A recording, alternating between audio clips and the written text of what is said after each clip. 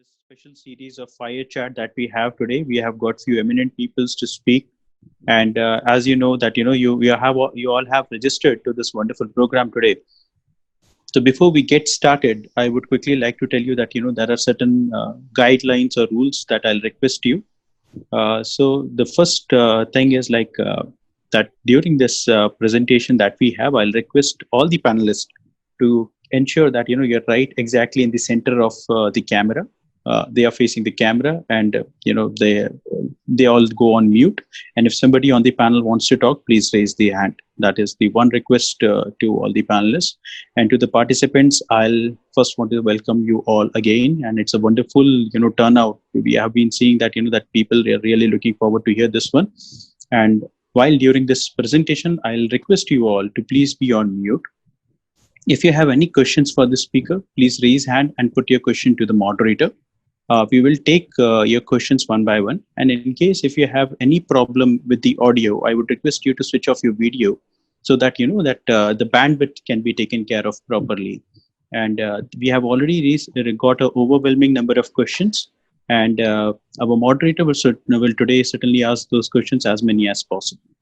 Now, as you all are from, I assume, are related to TiE, but still I understand there will be few of our colleagues or friends who are joining this SIG for the first time or would like to know what TiE is.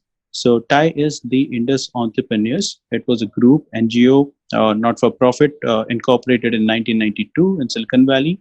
The main idea is like the people who live on this side or who are actually from the other side of Indus, when they are going all over the world, there should be one forum to help them all. So today, TiE has grown up and flourished. TiE is in 14 countries. It has got 61 chapters, and we are still counting 3,000 plus charter members and more than 15,000 members across the globe. So it's a very vibrant community helping people to grow. Now, I would like to just emphasize on what exactly we are doing in this SIG. So as SIG is Special Interest Group, as you might all be knowing, this particular SIG is for talking about education, and we focus on preparing a platform on networking. It's an opportunity to cross learn and help each other. We all know that this community has very eminent individuals, and we are taking this as a forum to empower different charter members so that we can go build up societies, build up solutions, create wealth, create employment, and help each other. So this is what this forum of ed and edtech entrepreneur is, to help each other and go forward. So as we move on to the next slide, we just like to summarize in this, this is the third opportunity that we are interacting in this format. The first we had was talking about the workforce development, inside the workforce development, where we had speaker Skal Mehta, and we had Murli Bukkapatna, one of the fellow charter members from Hyderabad, to talk and ask him about what it is. And the second, we had Mr. Gopal Jain coming from Gaja Capital, partner there, and he was interviewed by Tariq, the lead of SIG. Today we all know we have gathered here to hear Uncle Bala, dear Uncle Bala, and Kali Prasad Gadiraju in conversation with him to take out the best on the education. So before I pass it on to Kali, I guess everybody here on this call would certainly know Kali. Kali Prasad Gadiraju was past president of TiE Hyderabad. He is one of the founding pillars and strong pillars for CEO Club. His overall experience in consulting is more than 35 years, wherein 23 years straightway comes from ENY, an institution in himself. Everybody knows him in terms of his contributions to the entrepreneurship. Kali, I'll request you to please take over from here. Thank you, Sridhar. Thank you very much for your kind words. I welcome all the participants for this webinar with the legendary Professor Dr. Bala V. Balachandran. I would introduce him, and then he will speak for about 15-20 minutes, and then we will have Q&A session. So as you can understand, Professor Bala has a very long and illustrious career and he's 83 years old today. And his profile runs into volumes. So what I have done is I have selected a few highlights from his profile, which I would just explain.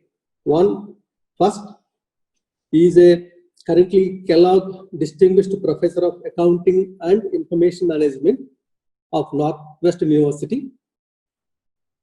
And he is the founder, chairman, and dean emeritus of Great Lakes Institute of Management, Chennai. He calls himself a teacher by qualification, but an academic entrepreneur by choice.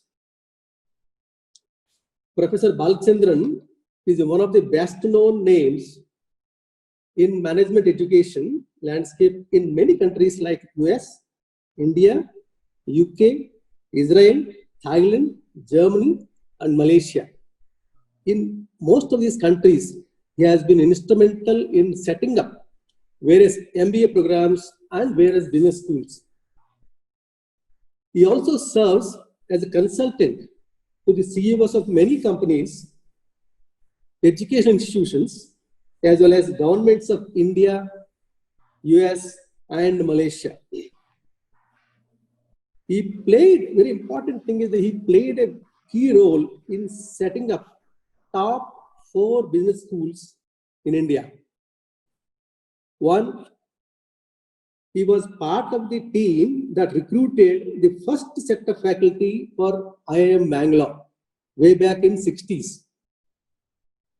He has been instrumental in designing the MBA program for MDI, that Management Development Institute in Gurugram, one of the very old business schools in India. He was also part of the founding team of ISP in Hyderabad. And his last venture was, as I mentioned earlier, he founded Great Lakes Institute of Management in Chennai. It also has now a Gurgaon campus as well. So, and because of his contribution, the government of India conferred on him the Padma Shri Award in 2001 in recognition of his contribution towards higher education in India. He has more than 100 research publications, written several books, and recently, last 4 years, 5 years, 2 books have been released. One is called Living Legends, Learning Lessons. In 2016, it is basically profiling the legends in the business, about 10 top executives in India and in US. And another interesting book he wrote called Yogyatva. This he wrote along with our legendary Chief Election Commissioner, Dr. T.N. Seshan. That was released in 2017. And his passion for learning never dies. And he never feels himself old at all. He was telling us he learned blockchain just a year ago. And he was lecturing to the, I think, students of IIM on this top executives on blockchain last year. And interestingly, he's now writing a book on blockchain.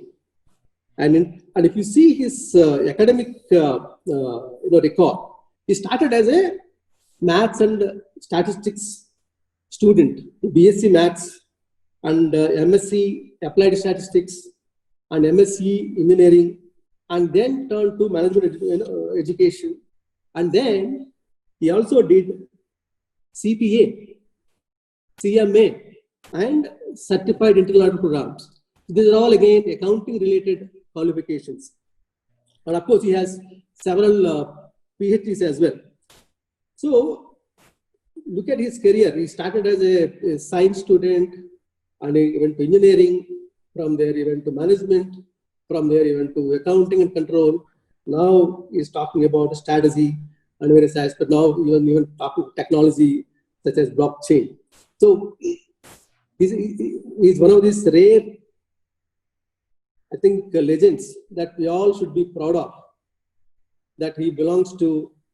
Maybe we are all, some of us come from India, so we are all quite proud of his achievements.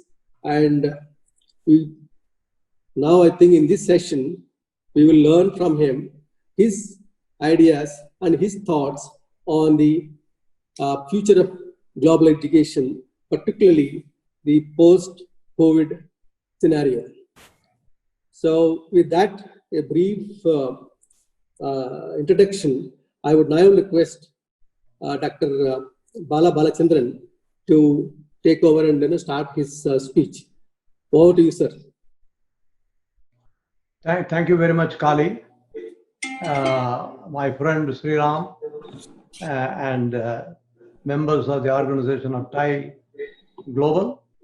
It is so nice for me to address this because of my association with both Ernst & Young as well as Hyderabad.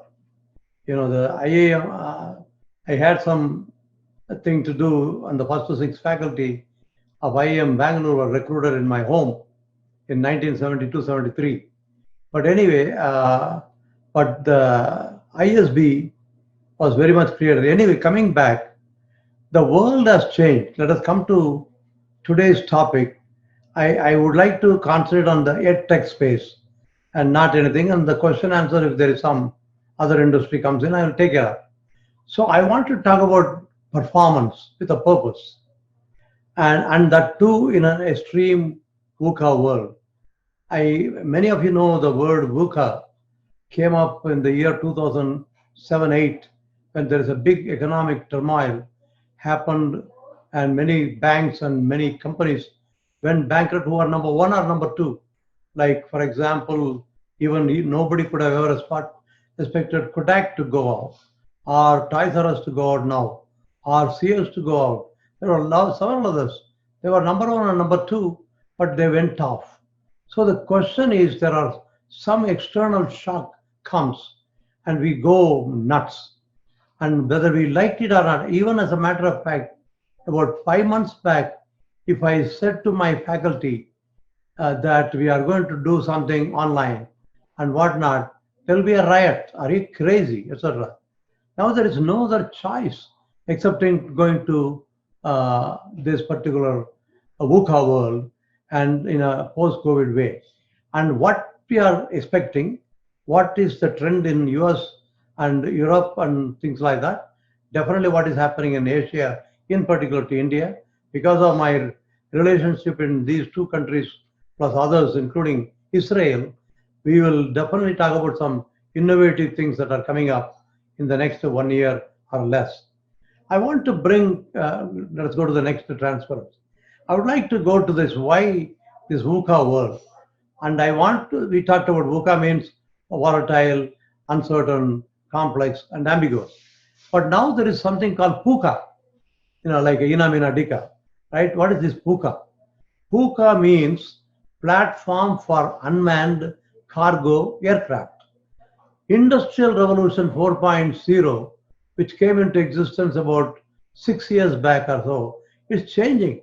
The world's best and the biggest airport is going to be somewhere in between Abu Dhabi and Dubai, where the entire airport is exclusively designed for only cargo.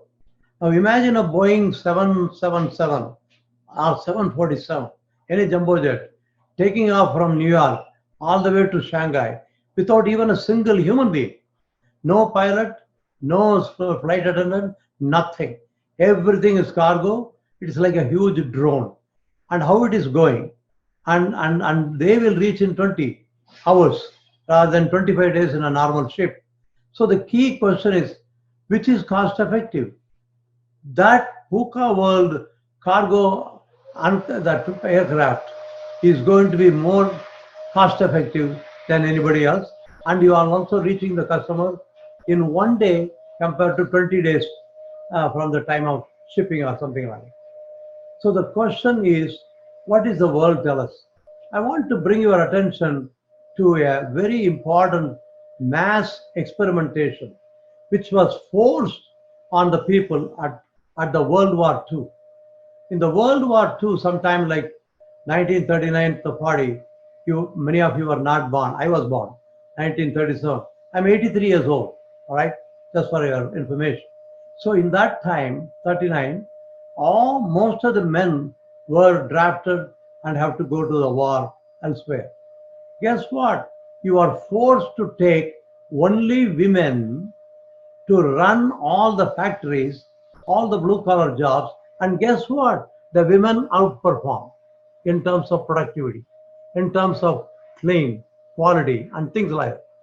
Similarly, in London, the Battle of Waterloo, many of you have heard, between Napoleon and whatnot. That time also, the bridge of Waterloo Bridge, which was needed for the war, were designed by a lady engineer, and 97% of the workforce are women. Guess what? They outperform ahead of time, ahead of budget, unbelievable quality, and what it is. Now I am saying another mass experimentation is coming, and that is whether we like it or not. Thanks to COVID, we are forced to use the technology. So I am going to say every company is going to be a technology company, even though it may be a service company, medical company, whatever it is. But without technology, we cannot survive now.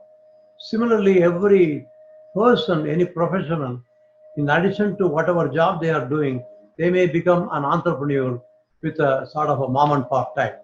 I'll come back to that thing. So the post-COVID environment will have a lot of technology, and that's why we created a major in Great Lakes called AIM Lab, Artificial Intelligence, Internet of Things, Machine Learning for ML, A for Algorithmic Analytics, and B for Blockchain. And that kind of things are coming, and these are all there even 10 months back, 6 months back. Now we are running the show, the whole module, all of them are going to be completely online. I would like to use the word augmented learning rather than online. So the question is, can we evaluate the options if we are having definitely things? So therefore, uncertainties are inevitable. But the question is, worrying is optional, and panicking is absolutely pathetic, as we are in US, because of some people are strange and crazy. Thus, planning is paramount. So what kind of planning? So I want to take about maximum 15 to 20 minutes to bring 2 points on this planning. And then I also want to have the question and answers. And I want to bring customer, point number 5, customer centricity. Customer, I want to define. And I want you to know that everybody is not a good customer. There are some customers who gave gain for your core and your true value, and they are assets.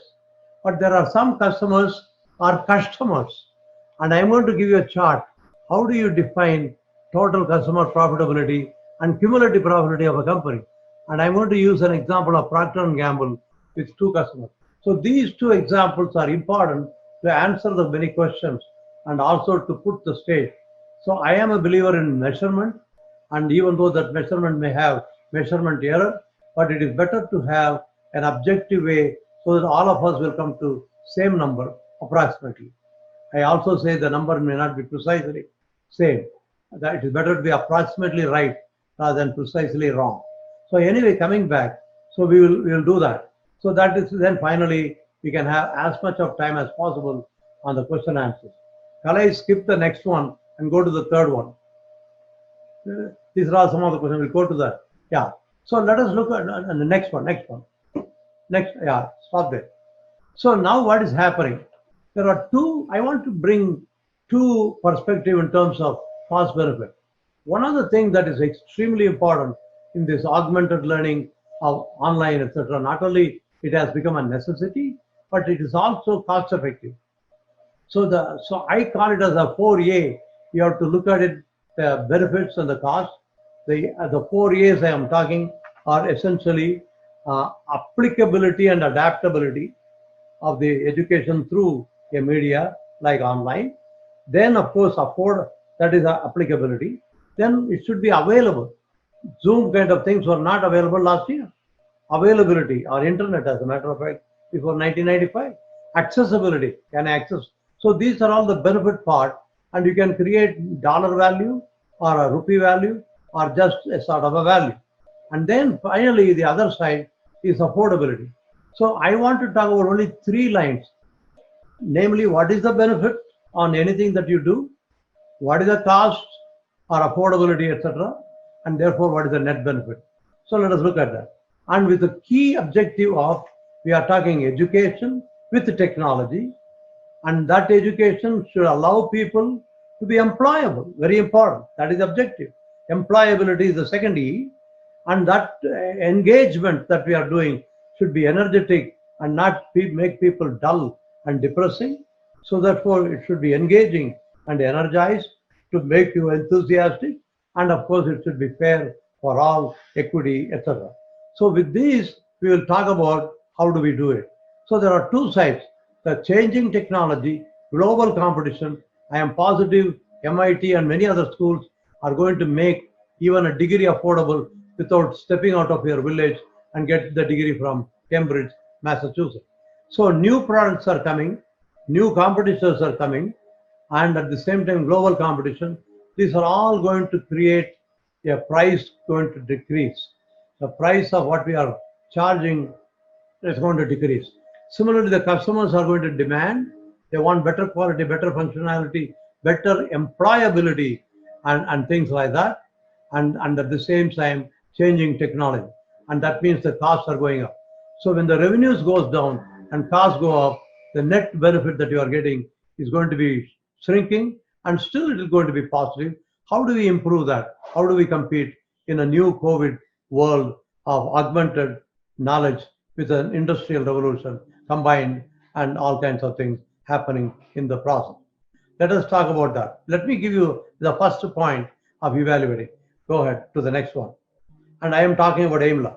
Assume, for example, the word product there can be replaced by customer, can be replaced by a technology which we are going to use, blended learning, total online, online offline, extended learning, whatever you want to call it.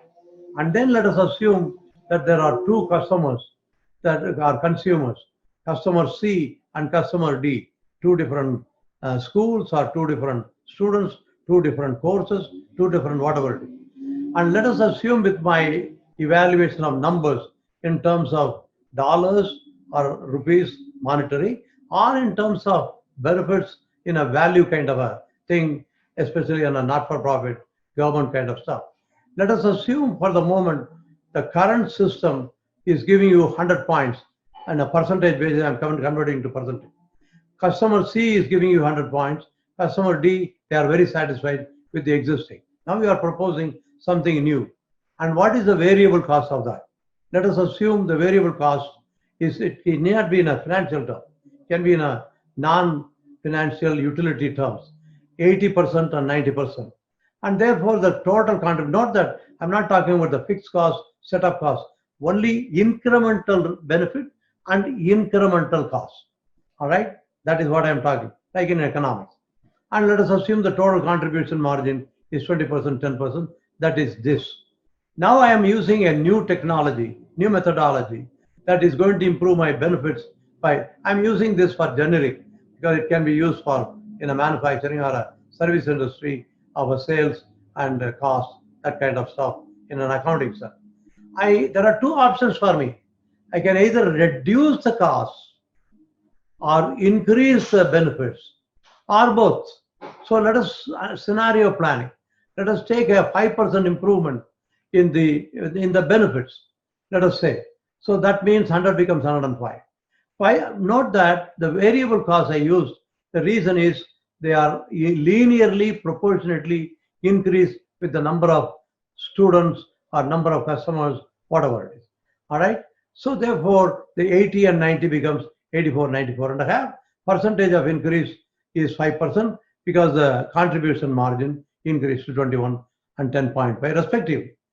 Now let us assume I am not going to worry about the benefit. I am doing amazing faculty, but I am using the cost reduction by blended learning or online learning, etc., which is definitely going to reduce the cost. And also the reach is going to be impacting also. You can go to the entire globe. I'll talk about globality later on. So I reduce the cost. Let us assume for a moment. That means I kept the fee exactly the same and the market share exactly the same, but I want to be more productive, efficient, turnaround, and productivity improvement or cost reduction. So let me talk about the first alternate as revenue management, second alternate as cost management. If I reduce the cost by 5%, and many people say you can reduce the cost, you read my book, but that is reading a book is a good idea, and everybody says from some book writers, including Howard, including me, read my book, you will beat the competition. I always ask the question, what happens the competition read the same damn book? You are not writing for one man, or one woman, or one customer. So let us say I reduce the cost. I call it as cost management. There are so many ways. Let us not spend time on that. But look at that 5% decrease in cost in these two cases. All right, 76 and 85.5 gave you a contribution margin of 24 and 14.5. Fixed cost is the same. All right, there may be a little increase, and that means 20% to 45% in those two cases. So therefore, everybody said cut cost reduction, use technology, automate, artificial intelligence, and use Internet of Things, etc., etc. So therefore, everybody said cost management dominate, re-engineering came, Mike Hammer came, he died, but the whole re-engineering also died. But now let us talk about that. Is this cost management uniformly dominating? Answer is no.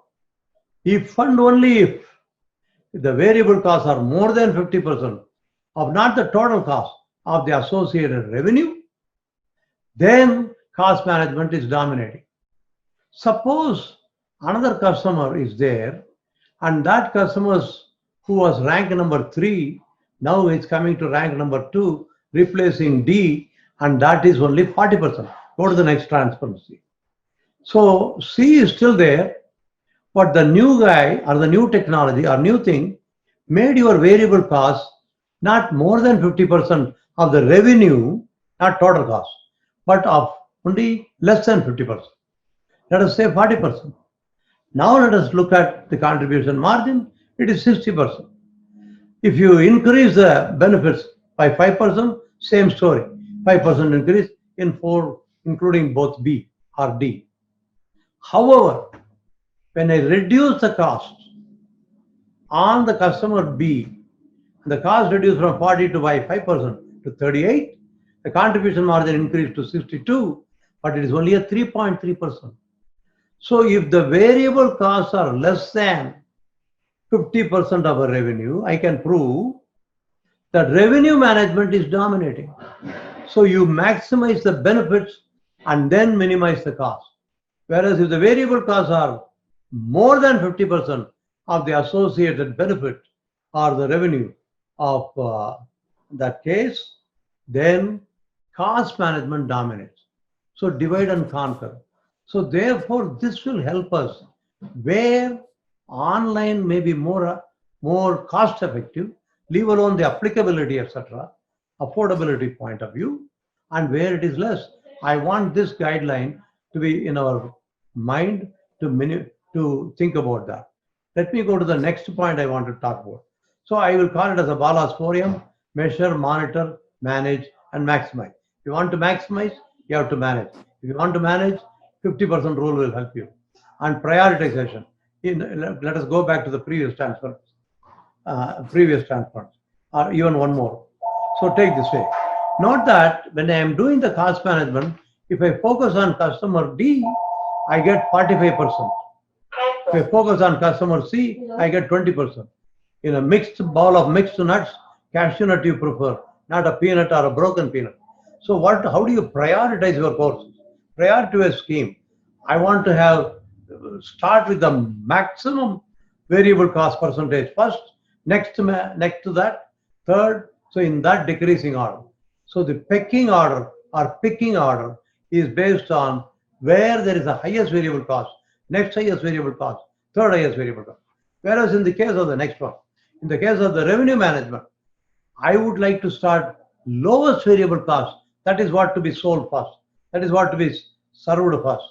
Next to lowest.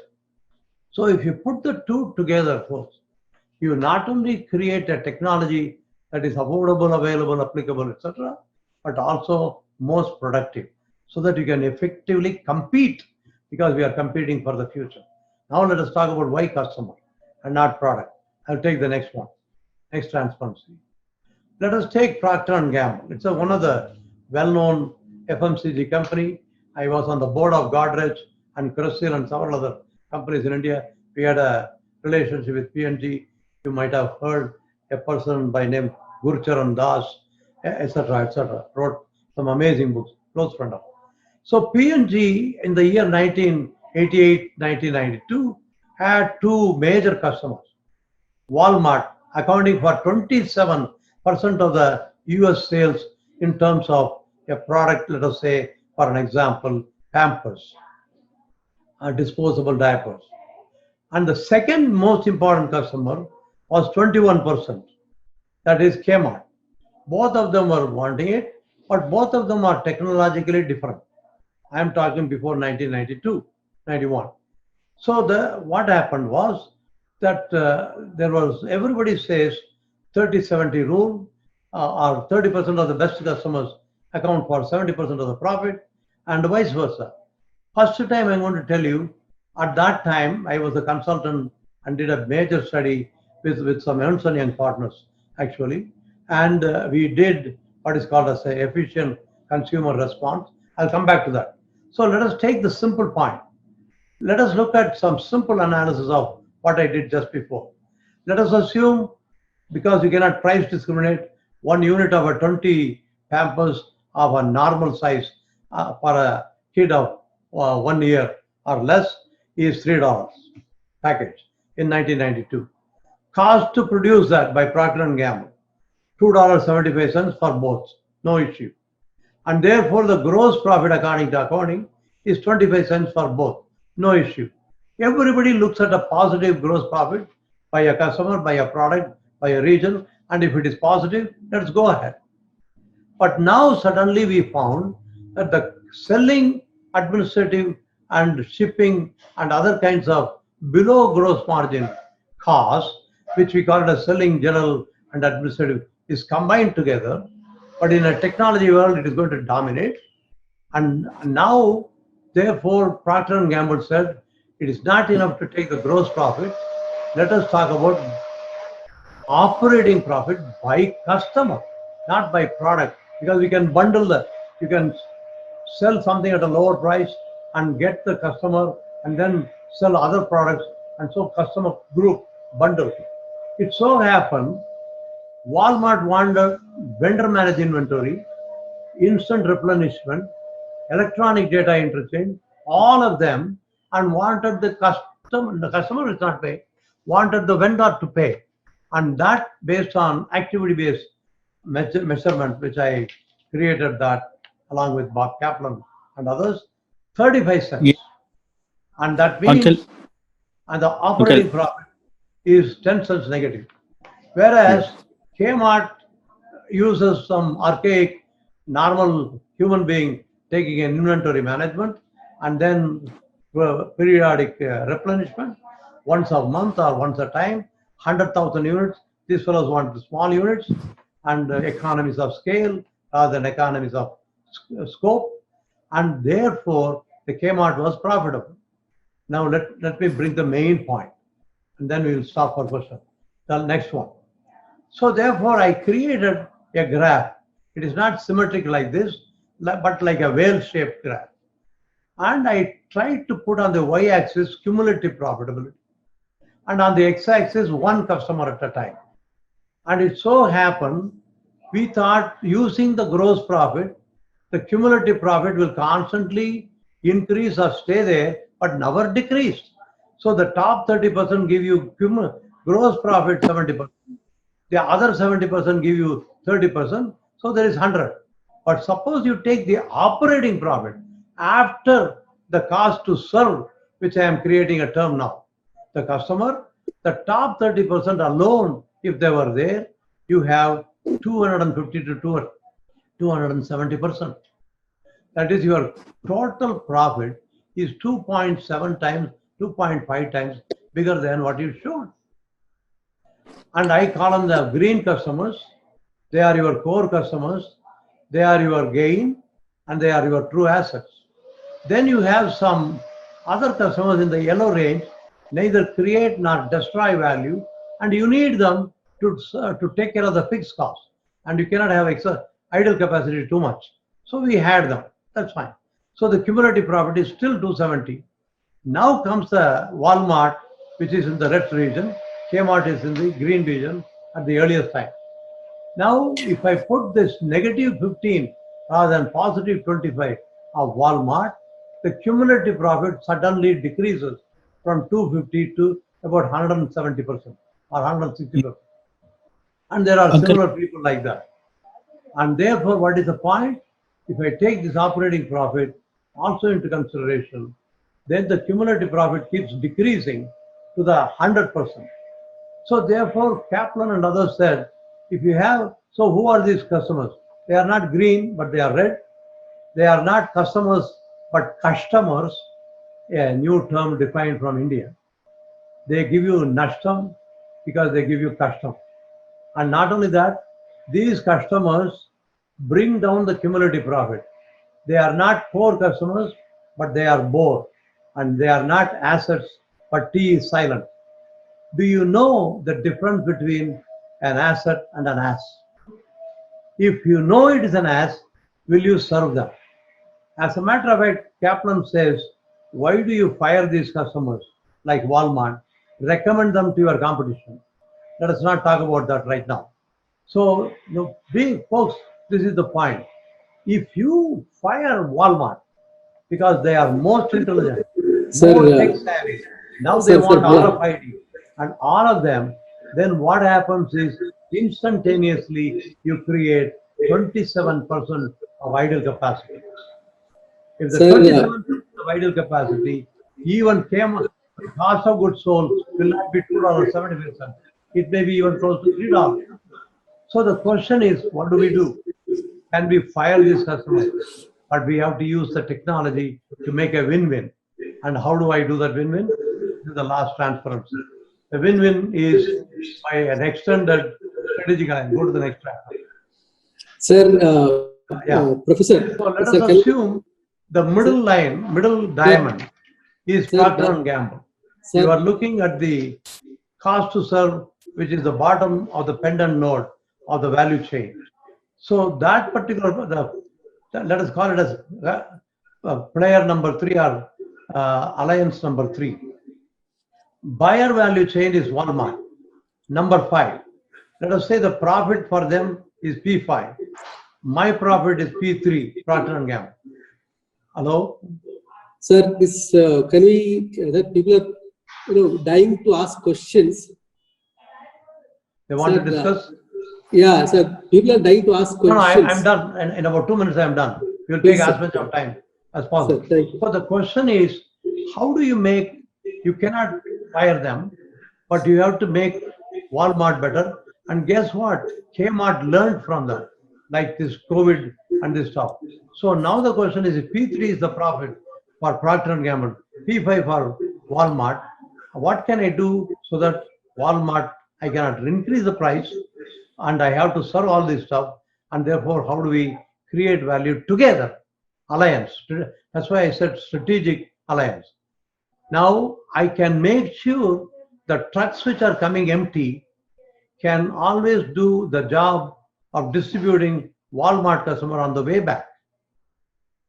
So the Procter & Gamble not only sold Pampers, they became a trucking agent for Walmart. And they said, look, you don't increase the price, you will not increase the price.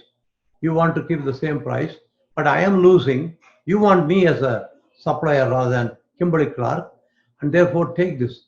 So that is where the profit of Walmart increased by decreasing the cost, profit of Procter & Gamble increased by increasing the revenue, and the two happening in the same way.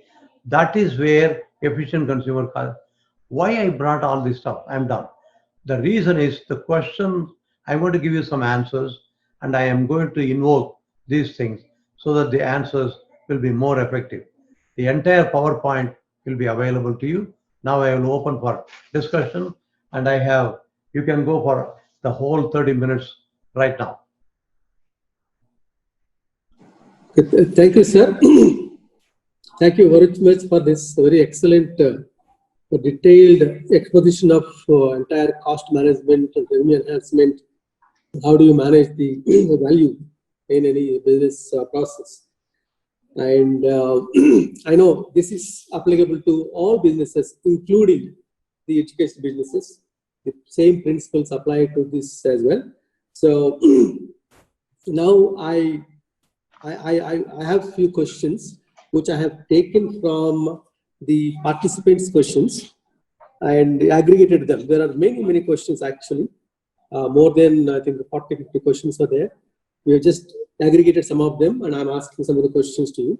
And one is, first and foremost, is that in the new online era, in the new MOOC era, and in the new post-COVID era, what are the cross-border opportunities? How the business models are of the educational institutions, particularly in higher education, are going to be defined where there are no borders. Border has no relevance. People can pursue from anywhere, and the institutions also can sell their products, their courses anywhere in the world. So in that kind of a world, borderless world, how Indian universities or any university anywhere in the world can do the global customer, can attract the global customers and then manage a business model. So if you could just, based on your experience or your thoughts, so how do you think this is going to be shaped? Okay, I'll answer that very definitely. It's a very good question, and as a matter of fact, there are two major aspects of this online: the reach and at the same time cost. All right. As a matter of fact, right now, Great Lakes has a whole segment called GLOBE, Great Lakes Online Worldwide. Similarly, MIT. Let us take MIT. Let us not even take Great Lakes. MIT has just announced not only their courseware pre-COVID, courseware, the instruction, the exams, PowerPoint, all of them were free. Based on that, Stanford also followed. Many other good schools are now making their courseware, depending upon the choice of the academic instructor, allow it to be freely available. Like this Coursera or EdTech or many others, and many universities are doing. But what is the most important thing that is very different because of this online? Now, I am going to be a proponent of not this or that, but this and that. There are certain courses are extremely conducive for online, more than 75 to 100%. Whereas certain courses like a lab or a course like a case discussion may have to have a lot of brick and mortar, face-to-face kind of thing. So let us assume we are ready for a blended learning, and based on cost effectiveness, which I discussed, I identified by course what I want to do, which is the most effective. Let us assume. Now, what am I going to do? That particular thing, right away, I can reach country, even continents, South America, South Africa, etc. So MIT has announced this is what is called globality. BCG created this term rather than globalization. Can I compete with anyone in the world for any resource in the world by being anywhere in the world?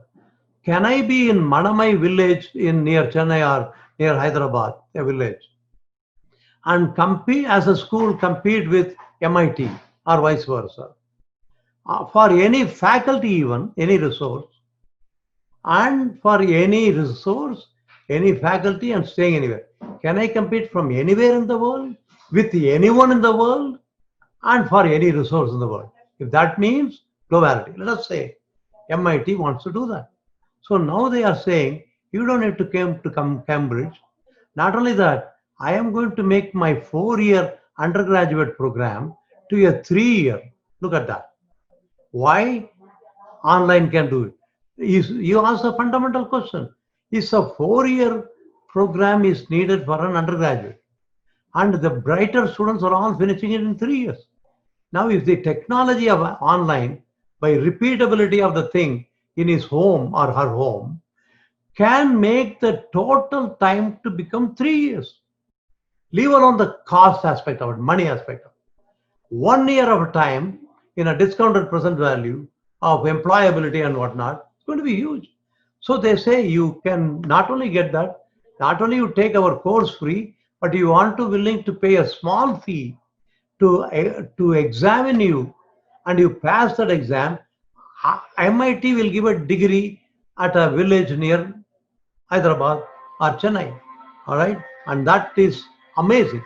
And not only that, many universities are coming. So the international universities are going to invade India because that is where intelligentsia is there, and they have to price it differently. They cannot price it what. So there are some people are pricing it at $10,000 a year, including people like University of Illinois at Champaign-Urbana, who is cancelling the entire full-time brick and mortar program and exclusively stuck to only online program. So look at the competing ability and the surface. So you can be in Hyderabad and compete with a US institution if your course is unique and nobody else. And similarly, even if you want to have a textbook, I can choose 10 books which are good and take different chapters and make a custom publishing. So like that, I can pick up this course from MIT, that course from Kellogg, and this course from Harvard, and this course from Great Lakes or somebody else, and pack it up. So the reach is important, the price is important, and therefore in a social, that's why I use the word performance with a purpose. If I want to educate everybody, and education should be there, I always say, if education is expensive, try ignorance. But now it is not expensive also. So where is the need for ignorance? So everybody can do that. That is the one thing. This online, blended online programs, I want to say augmented learning, is going to afford, and you can have some alumni of MIT in India can handhold you. MIT courses can be used, and MIT degree is obtained, and the cost is 10%. Why not?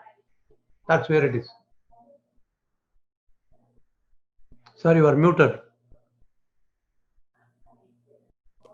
So that begs another question. When Please. the top universities are going to dominate the entire world with their high quality research, high quality technology, and teaching methods, and reach everywhere with a lower affordable price, Right. what happens to the remaining thousands of universities who put up huge amount of infrastructure, and Absolutely. they cannot compete with the universities? What will happen to these universities? Yeah, All exactly. institutions, what happened to this?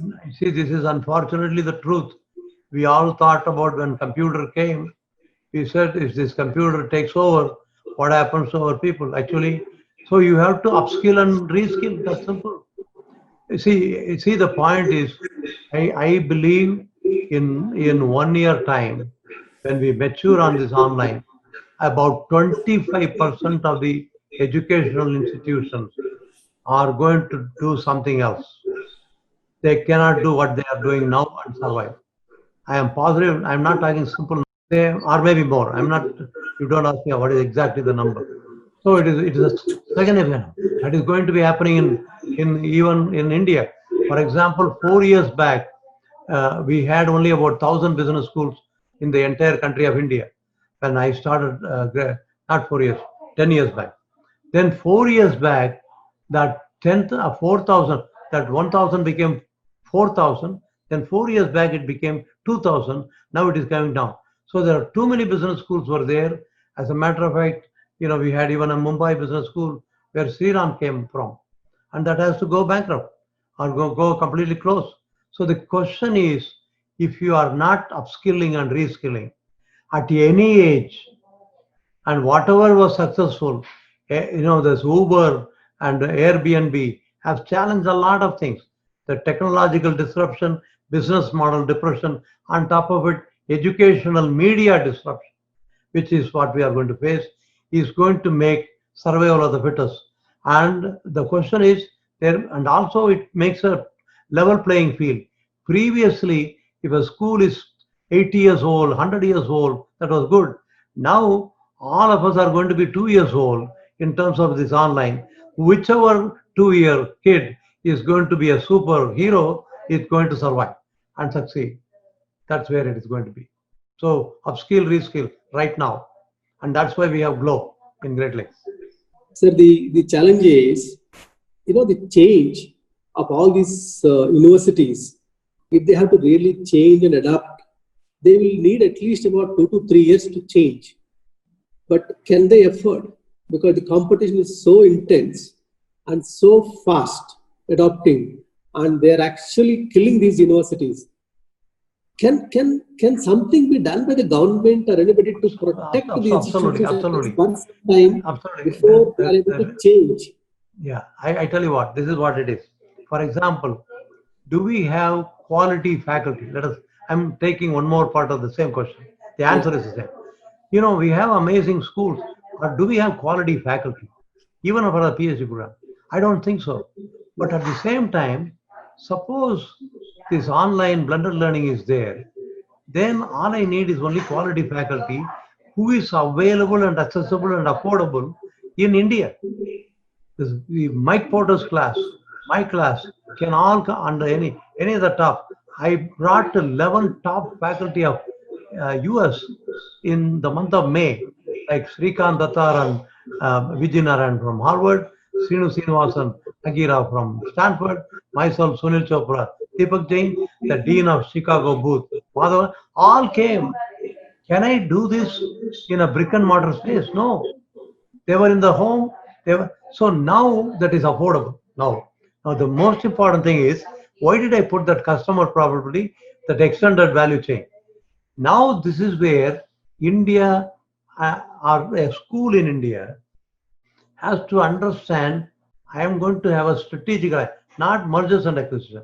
Strategic alliance with some school in US, some school in Malaysia or Singapore, some school, National University of Singapore, or some school in Sri Lanka, not Sri Lanka, Malaysia, let us say, or some school like Hong Kong University of Science and Technology. Now, if you have a strategic alliance and the courses are exchanged, the faculty do not leave their city unless for sightseeing, and everything that was probably you had only your faculty. So I take my faculty, then I go to Coursera, where all the courses of all these things are free. Our students learn. Then I have strategic alliance. So therefore I am able to bring to an average or above average school the high quality which they want to go without putting infrastructure money, not too much of buildings and whatnot, but human power and the technology enabled human power, which is going to make things affordable. And there are a lot of them. See, actually, we are going to create a big international conference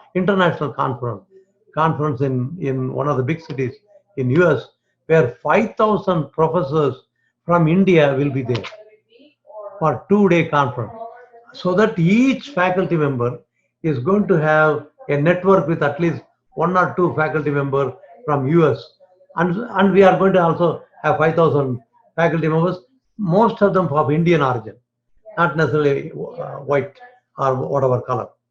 All right. Now, if they have a relationship built, that relationship as a nucleus will create exchange of ideas, exchange of even visits, exchange of research, all of them. at a lower. And I talked to the government of India, Ministry of Education, and I gave the keynote speech on how do we do that on February 18th at Delhi. And I think government is also thinking, people like you should be thinking, and TIE kind of organization, which I am also a charter member of TIE in Chicago, all can facilitate this, not mergers and acquisition, this strategic alliance where each one is collaborating. For example, our students can get from Bordeaux, France, a AACSB, MBA degree. I cannot give a degree because it's an institute, but they get an MBA degree. What is the incremental cost? 1.5 lakh. Not only that, you can go and drink. I don't want to say that. So it is Bordeaux. What do you expect?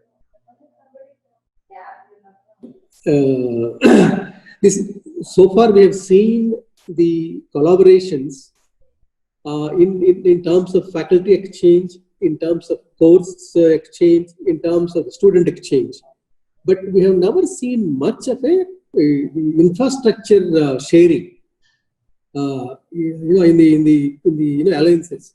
Suppose like what somebody asked a question that MIT has a huge lab, and it is very difficult for any other university to replicate that such of a advanced investment, such huge investment in such a lab. So can other universities share that with aligning with the MIT? Can they share the infrastructure as well? In reaching out, if it can be reached. You hit a very important point. Why MIT is MIT? Why Harvard is Harvard? There are only two reasons. Either the superb faculty like a Rajinikanth kind of guys are there, right, or Amitabh Bachchan kind of guy, superstar, or an amazing innovative facility, infrastructure like the Media Lab. For example, take Media Lab, MIT. All right, that I don't think anybody has replicated, could not even replicate. All right. Now the question is, can I have a virtual tour of that?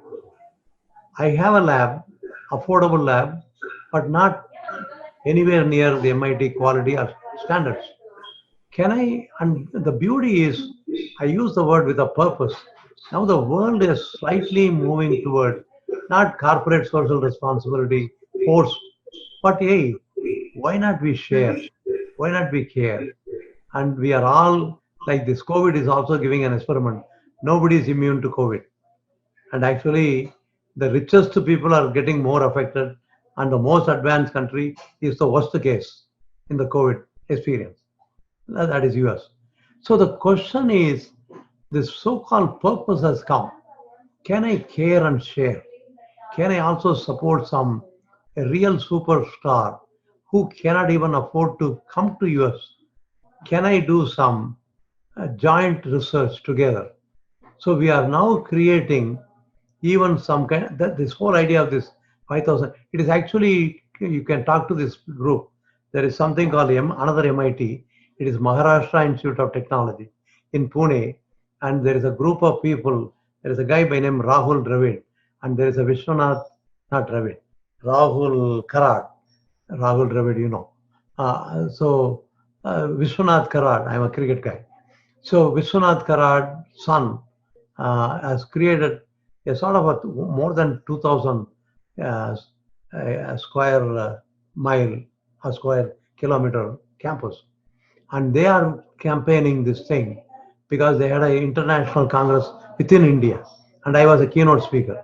So 5,000 people in the year 2022 are coming to US, either to Chicago or New York or Los Angeles or Toronto even, some big city, and 5,000 plus target, 5,000 plus faculty, not necessarily business, chemistry, everybody. So if this kind of a meeting happens, I have a feeling there will be a starting point.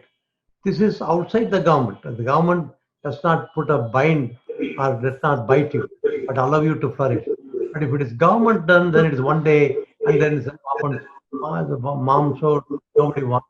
One minister comes, everybody goes to shopping. This is 3 days kind of an intense thing. And every year to do that, alternately, once in India, once in US, like that, alternately. I think this kind of a professor to professor, professional to professional kind of thing can facilitate the so-called infrastructure which are not affordable by probably a Indian institution because of either the quality of the faculty or the infrastructure cost. But can we visit them 1 week? And then Indian Jugaad is fantastic.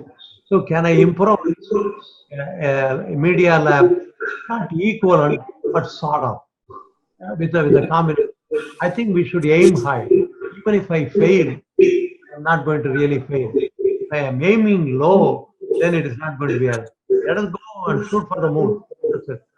So one more, I think, important question I would ask is that in this new environment where everything is completely changing, including the way you execute, other businesses, education, all kinds of businesses are changing. So will the MBA have any relevance the way it is taught currently? A 2-year MBA, you are sitting in the campus, doing all of that. Will it be relevant in the future? And also spending a huge amount of money, like if you have to attend any Ivy League MBA, you'd be spending crores. I have the audio well. Can Sriram, can you repeat this question a little bit? So, maybe I think Sriram is muted. Let me just tell you. Let me come closer to the camera. Yes. Is MBA going to be relevant? Vasant, can I shut off that vacuum cleaner? Yeah, go ahead, sir. Will the MBA be relevant? MBA program. Relevant. MBA.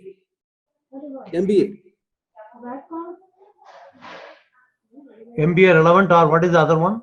Is it going to be relevant in the future, particularly doing in Ivy League institutions where the cost is very prohibitive? Okay. When Okay. this is possible, and how this entire MBA curriculum and the delivery method will be changing. I think you hit a very, very good point. Now I heard you, even though not completely, but you tell me whether my answer is appropriate or adequate. I think if you lose your relevance, it is useless. Anything. I really feel that, for example, about 3 years back, nobody had in an MBA curriculum other than finance, marketing, operation, that kind of functional major. We were the first to introduce business analytics major. Then business analytics become AIM law, artificial intelligence, Internet of Things, etc. Then AIM law became AIM lab. Every year we changed it.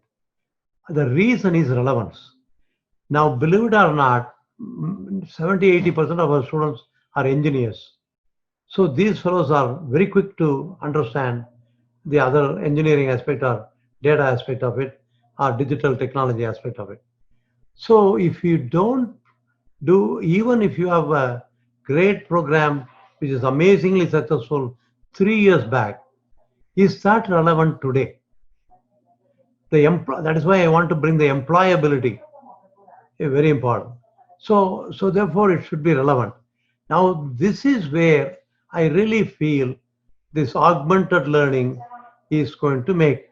There are certain courses like a lab-oriented course or a case discussion kind of course in a business school. These things have lesser applicability for the online. Whereas rote mechanics, skills, tools, etc. can be even more engaging with an online. So if we are able to make relevance combined with technological elegance and affordability, then we have a successful model. And even if we have a successful model this year, don't be happy that this is the best model. Yes, it is the best model today, but the condition tomorrow is changed. So our extra day is our experience. Today is our mass experiment, and tomorrow is our expectation. But the tomorrow is based on today's experience, but not tomorrow's experience. And that is exactly what this so-called IoT and other things does. So therefore, in my opinion, I really feel you've got to be constantly looking at the curriculum and make some minor twists, and every 3 years, 5 years, make a major overhaul. If we don't do that, we will be extinct, not because of technology, but because of relevance. But even if you are relevant, if it is not affordable, then you are out.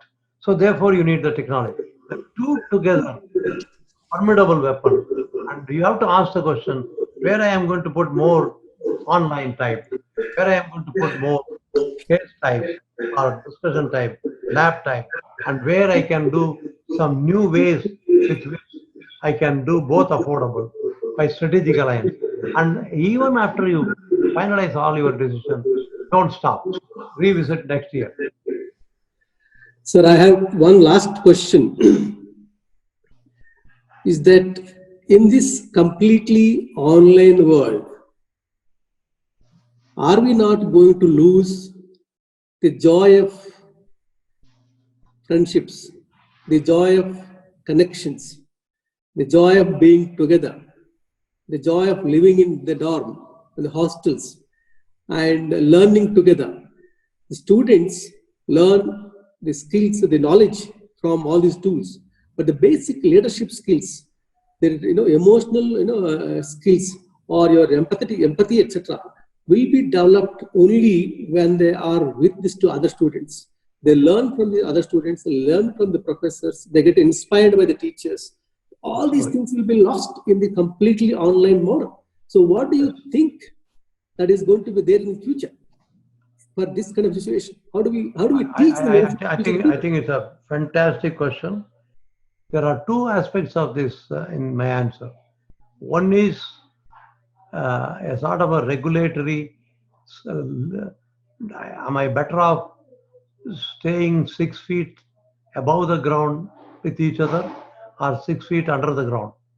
So if the survival of life itself is questioned, you are forced by regulatory bodies or the government, you cannot go. So therefore, and I hope it is less than 3 to 5 months. You use the correct word, joy. The joy of togetherness and what we learn outside the classroom, outside the thing, and that is why every residential kind of a thing is a much more fun and much more productive, much more creative also. So I have no way of saying a total online mode will help anybody.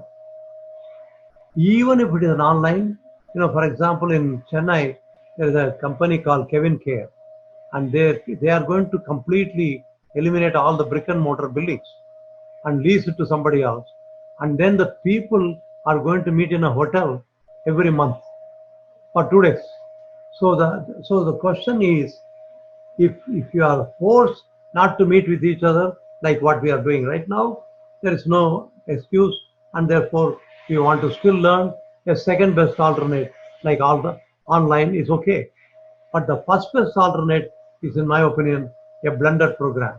We got to have, otherwise we will go nuts. We want to enjoy camaraderie. We have to have fun, face to face.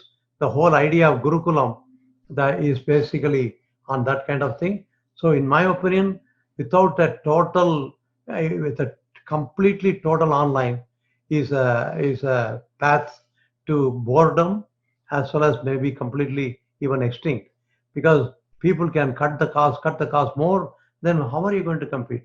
So I have a feeling we have to have the joy, even the learning from student to student in terms of group discussions and other kinds of joint work and project work is a must.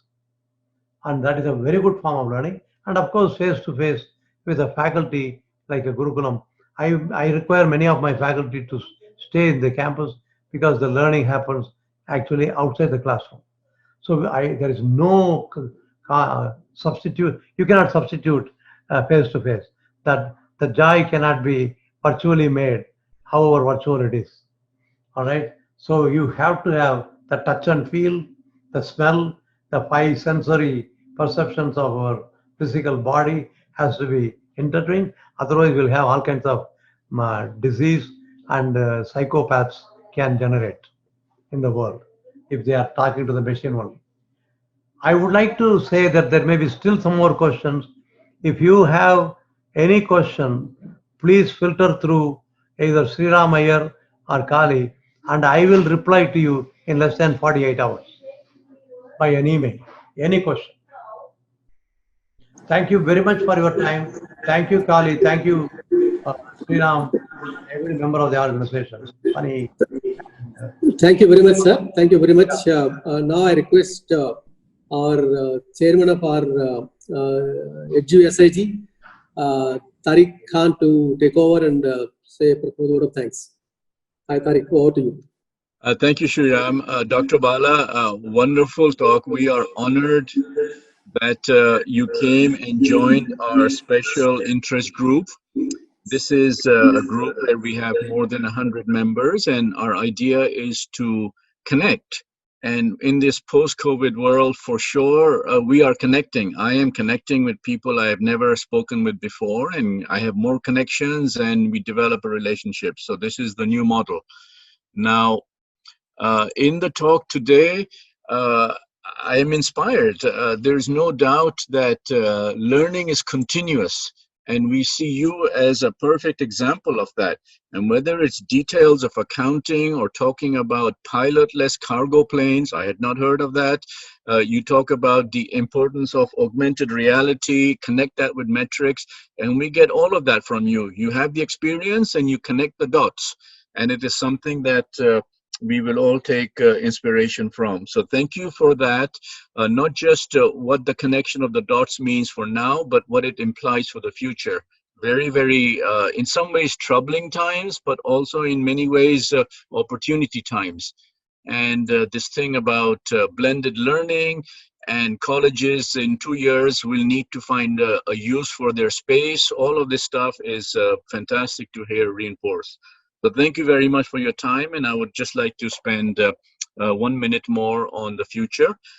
Kali, thank you very much for moderating a wonderful event, and Sriram also. Save the dates for our group. Please note down August 13th. We have Dr. Chitra Singla. She is the professor, associate professor at IIM Ahmedabad. And from what I am finding out, she is a world-leading exponent on entrepreneurship education and training. That, of course, is our bread and butter, and it would be wonderful to see the latest thinking that's going on and how that education actually takes place. It's a very experiential thing. How much can you teach startup education through a lecture and a PowerPoint? We will find out more from that. And the next one is Thursday, August 27th, and we have... let me just get the name, please. I had it up here. Dr. Hey, where's it gone? Dr. Jamshed Barucha. So he is from the University of New Hampshire in the United States. And guess what? He is a neuroscientist. And he's a neuroscientist who has taken top leadership roles in higher education. And his research, in fact, focuses on music and the brain. Of course, personally, I'm fascinated by how this is and how it works, because I still have not understood how my own brain works. And here we will have the benefit of a neuroscientist talking to us about that. So note these 2 dates, please, August 13th, August 27th. And thank you very much, Sriram. Back to you. Thank you, Tariq. Really appreciate. Thanks, Uncle Bala. Thanks, Kali. Thanks, Tariq. I really appreciate, Uncle, you taking your time for us on such a short notice. And really, what you have told us today is going to help each and every entrepreneur who attended this session. And let me tell you, there were more than close to 120 entrepreneurs across the globe hearing you out and learning from you. And your message will really help them to go great guns in their business. Really appreciate your time today. Really thankful for this session, sir. Thank you, Sriram. Thank you. Thanks. Thank you, Kali. Really appreciate both your help as well as your vision.